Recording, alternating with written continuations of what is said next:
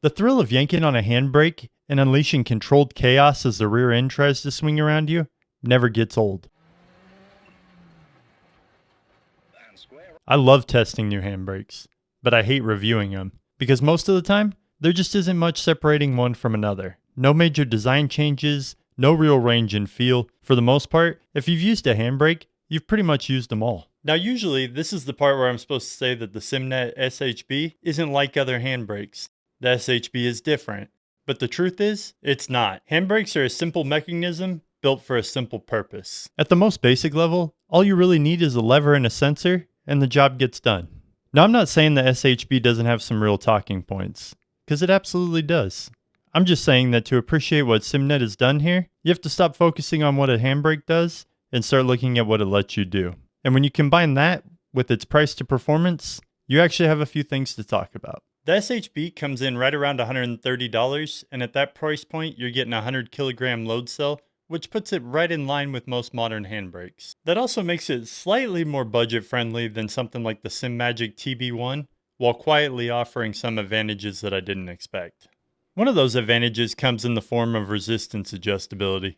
Instead of relying solely on elastomers, the SHB gives you the option to run springs or a combination of springs and elastomers depending on the feel you're after. And on the SHB, making adjustments is pretty straightforward. All you have to do is loosen the assembly, slide out the rear plate, add whatever springs or elastomers that you're trying to switch to, put the rear plate back on, pop it back in place, and tighten it back down. No tear down, no frustration. Personally for me, if hydraulic isn't on the table for the handbrake, I actually prefer the spring and elastomer combination.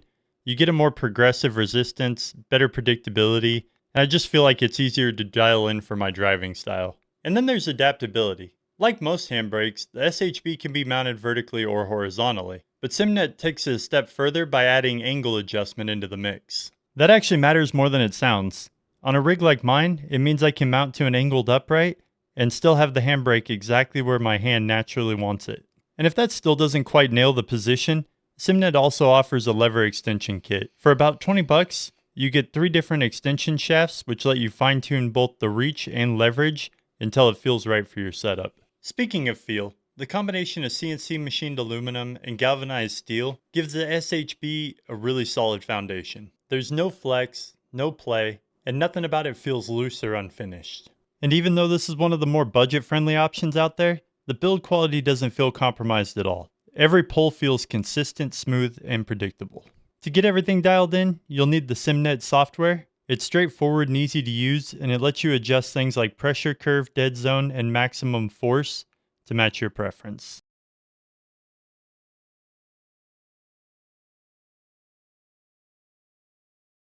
Overall, the Simnet SHB sits right alongside other non-hydraulic handbrakes in terms of feel and capability, while offering a few extra adjustment options at a lower price. The 2-stage resistance system is a nice touch and makes it easy to tune the handbrake to your driving style. If you're already running a newer handbrake with similar features, this is probably more of a lateral move than a must-have upgrade.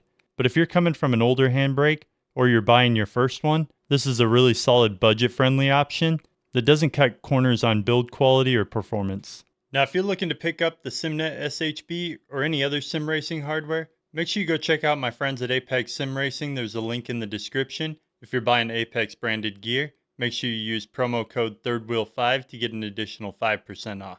And for those of you that have been so patiently waiting for me to get back to the Cup Car 2.0 build, obviously the new updates to the Cup Car kind of threw a wrench in that a little bit. So I'm trying to look at different ways to approach that. In the meantime, I have a few more reviews to get out of the way.